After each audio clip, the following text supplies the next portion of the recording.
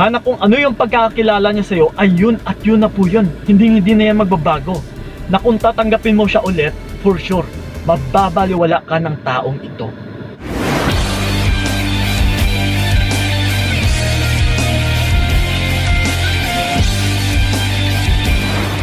Yo, what's up?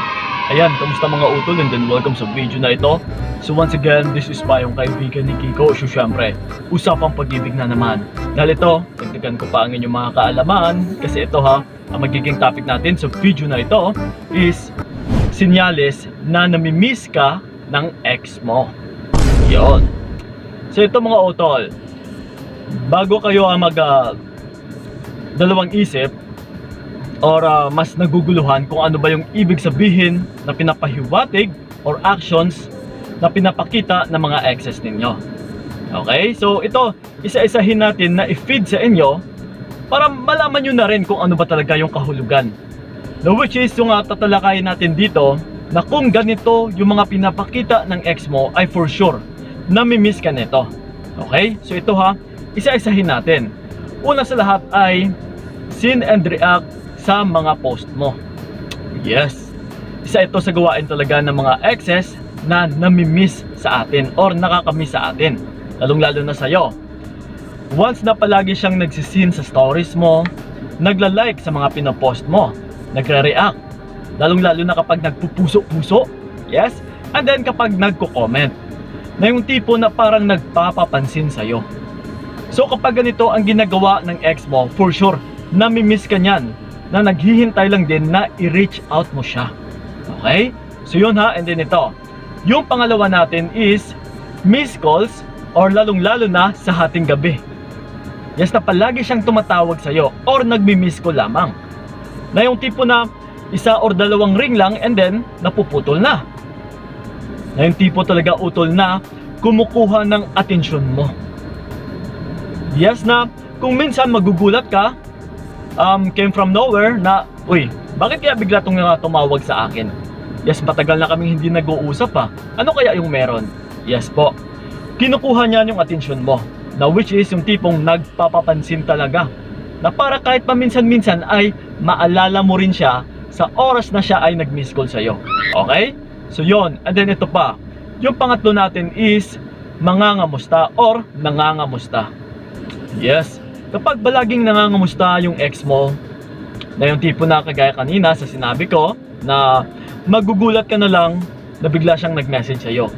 Uy, kamusta ka na? Yes. Isa po yan sa nagpapahiwatig talaga or sinyalis na namimiss ka niya. Yes, kahit sabihin pa natin na Kuya Kiko, nangangamusta lang naman siguro ito. Na siguro para like bilang magkaibigan, pero no. Ito mga utol ha, ex mo na yan. Once na nangangamusta sa'yo ay may ibig sabihin po yan. Now which is yung isa dyan talaga ay namimiss ka niya. Or tinitignan niya lang din yung validation kung still may nararamdaman ka pa rin ba sa kanya. Oh. Yes. So yun ha, and then ito. Yung pang-apat natin is tinitingnan ka kapag nagkasalubong kayo. Yes. Lalong-lalo na dyan sa mga nag-iisang barangay lang or nakatira sa iisang barangay lang. Yes na, or malapit lang sa bahay ninyo yung ex mo. So kapag dumadaan ka, or let's say siya din yung dumadaan sa inyo, and then kapag palagi siyang nakatitig sa'yo, or tinitignan ka palagi, yes po, isa lang din ibig sabihin yan. Namimiss ka niya, or maybe may something na pagbabago sa sarili mo. Lalong-lalo na yung physical appearance mo. Let's say na mas lalo kang gumanda, mas lalo kang naging glowing, naging happy. Yes, posible na malaking epekto din ito pagdating sa partner mo or sa ex mo. Na oy, teka lang, mukhang may malaking pagbabago sa kanya.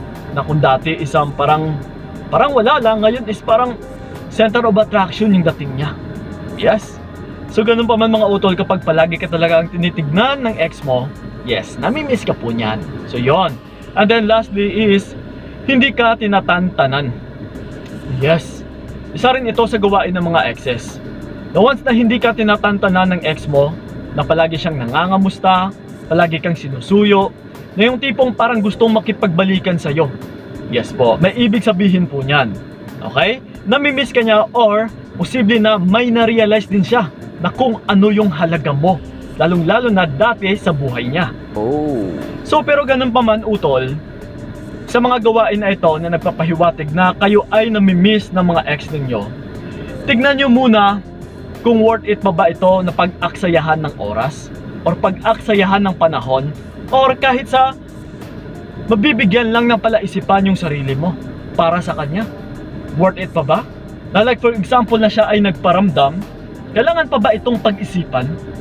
Or kailangan pa ba itong bigyan ng kaguluhan ang iyong pag-iisip na, teka lang, ano kaya yung ibig sabihin nito?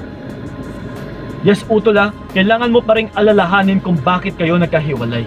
Kung dati talaga ay siya ay manluloko, if I were you, Utol, is mas mainam talaga na i-block mo siya. Huwag mo na siyang kaibiganin kahit sa social media para makapag-move on ka na rin, para hindi ka na rin madistorbo, at saka para hindi na rin mabigyan pa ng kaguluhan ang iyong isipan.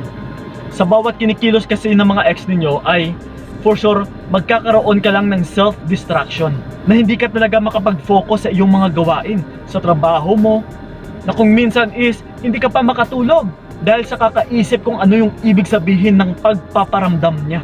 So again mga utol, yung bilang pagkakamiss ng ex mo sa'yo ay natural po yan na gawain, which is normal lamang yan. Kahit ikaw ay namimiss mo siya, yes, syempre ganun din yan, kaya nagpaparamdam sa'yo. And then yung isa nga dyan is, like I said na rin kanina, tinitignan niya lang yung validation kung still may nararamdaman ka pa rin sa kanya. Like for example, nangangamusta lang siya, and then ikaw ito isang nagpapakita pa rin ng motibo na nandito ka lang, okay lang ako, ikaw kamusta ka? Mag-ingat ka palagi ha. Na yung tipong may pagkikare ka pa sa kanya, yes. Dito ka pa rin mababasa ng ex mo na may pagmamahal ka pa rin sa kanya. So mag-ingat kayo mga utol kapag ganito yung mga pinapakita ninyo, dahil posible na i-grab or iti-take advantage kayo ng mga partner or ng mga ex ninyo na para gamitin lang for rebound or option lang or pampalipas oras lang. Na kung dati ay pinapabayaan ka lang niya na parang wala kang kwenta or wala kang halaga sa kanya, yes, yan po talaga yung isa-isip mo utol.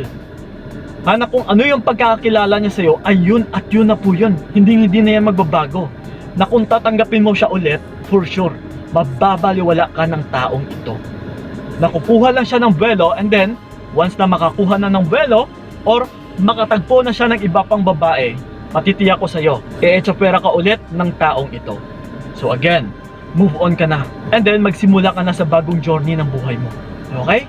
So yun po mga utula, sana'y nakatulong talaga yung video na ito. So maraming salamat po, lalong-lalo na sa mga OFWs natin dyan, at saka yung mga nandito sa Pinas na sumusuporta sa atin palagi, at saka palagi ring nanonood, at saka para mas marami pang matututunan about sa pagmamahalan. Okay? So yun po mga utula, maraming salamat talaga. So ingat kayo, God bless and babush! Ayoko nang maulit pa lahat ng sakit na binigay mo't karamdaman. Ayoko nang yakap.